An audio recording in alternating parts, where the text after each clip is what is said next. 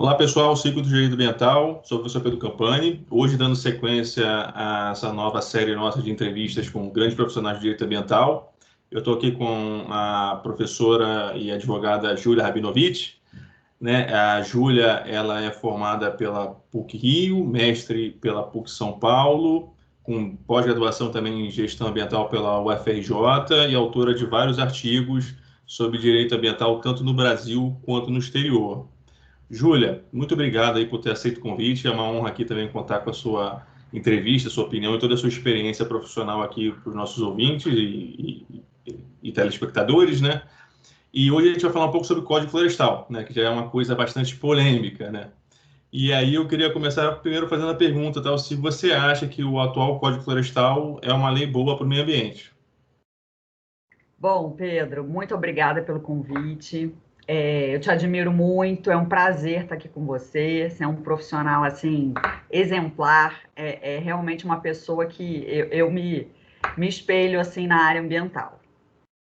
Então, é um prazer estar aqui com você hoje e realmente a sua pergunta é muito difícil.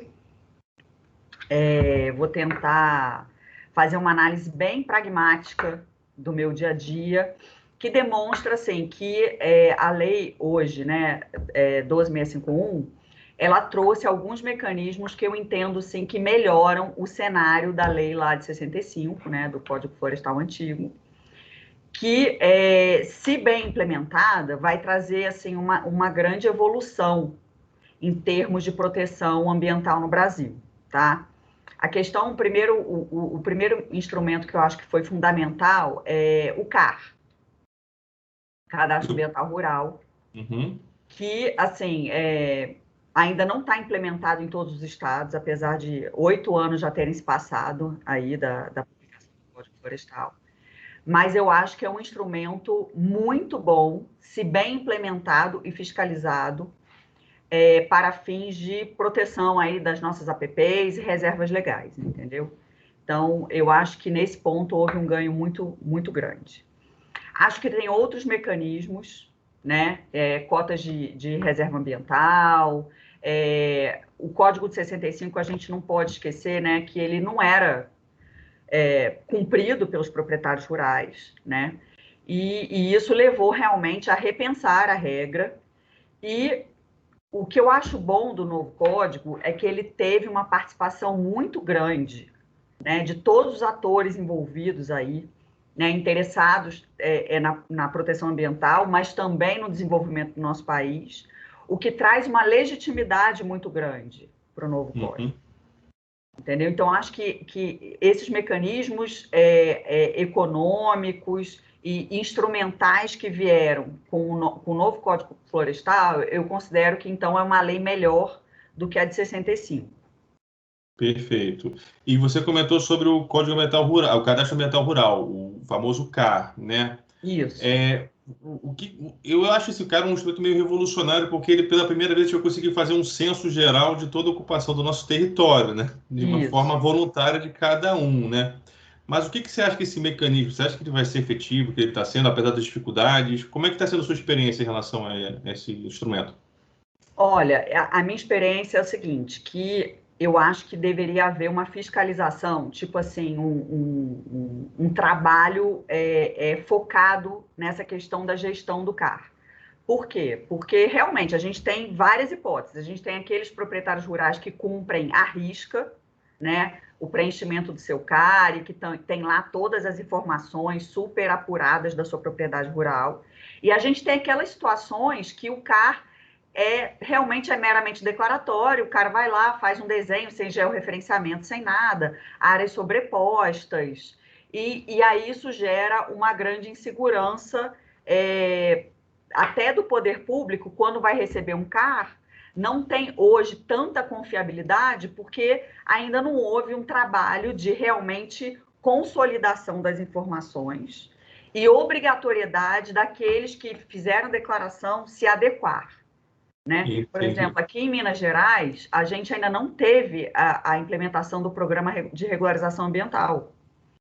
A gente vive essa situação aqui no nosso dia a dia, entendeu? Então, assim, ao mesmo tempo que a gente tem proprietários que já se adiantaram, Outros ainda estão muito atrás, fizeram só desenhos das suas propriedades, sem nenhuma apuração de coordenada geográfica, etc. Eu acho que a gente tem um caminho longo aí a percorrer, mas eu acho um instrumento fantástico. Mas tem que haver fiscalização, vontade do poder público de implementação efetiva, né? Entendi. É como se ele tivesse feito a declaração de imposto de renda entregue, mas ainda não passou na malha fina para restituição. Está lá Exatamente. pendente de processamento há alguns anos.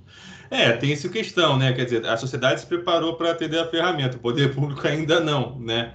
E teve até algumas judicializações, mas eu entendo, mas de uma maneira geral, eu sou otimista. Acho que a gente vai ter ainda grandes resultados aí quando o cara efetivamente estiver 100% rodando com essas devidas validações pelo poder público, né?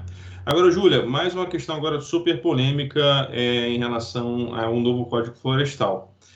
Vários proprietários de terra, tal, que estavam numa situação irregular, como a gente comentou aí na primeira pergunta, que não conseguiam atender a determinadas ocupações ou proteções da fazenda, de sua fazenda, tal, chegaram a firmar, então, termos justamente de conduta ou termos de compromisso de regularização ambiental ao tempo das regras que tinham no antigo Código Florestal, que era a Lei de 65.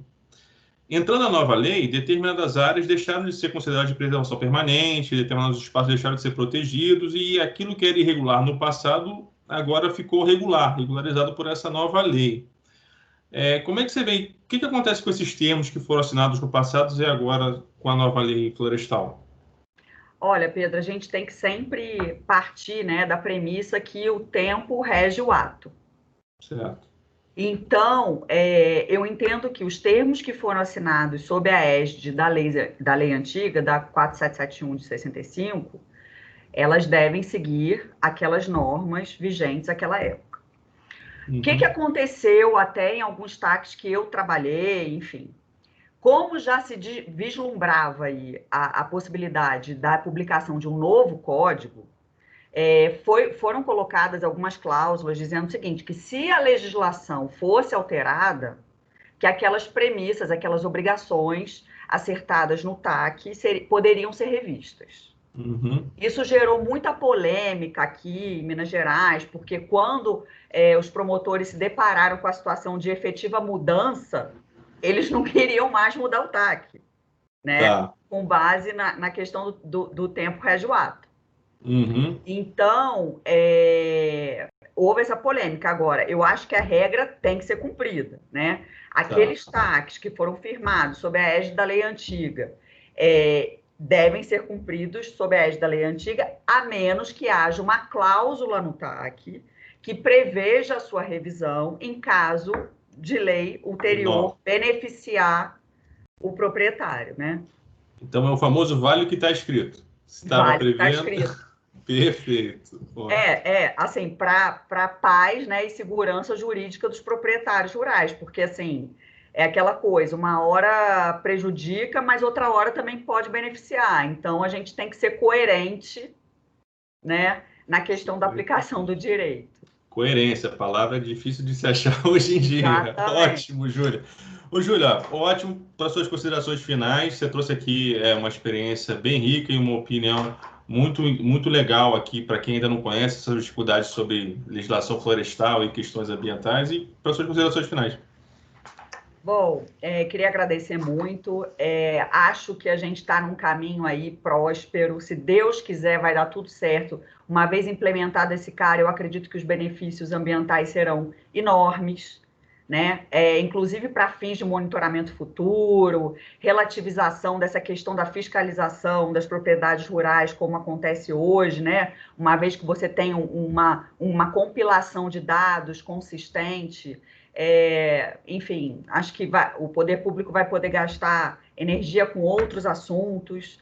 Então, acredito que a gente está num caminho aí bom. Estamos vivendo uma época de muita polarização política, mas eu acredito que isso vai passar e que as premissas legais, elas devem ser mantidas, porque essa polarização, se Deus quiser, ela vai passar. E a gente precisa manter a coerência. Eu acho que coerência é a palavra do momento, que a gente precisa ter e persistir. Ótimo. Júlia, muito obrigado. Então, pessoal, esse aqui foi o Ciclo de Direito Ambiental, hoje com a super profissional aqui, Júlia Rabinovich, que uma vez nos deu aqui o ar da sua opinião e experiência. Quem gostou, curte aí. Quem não gostou, reclama. Acho difícil porque a entrevista foi muito boa. E a gente se vê até a próxima. Obrigado, pessoal. Tchau, Obrigada, tchau. um abraço. Abraço.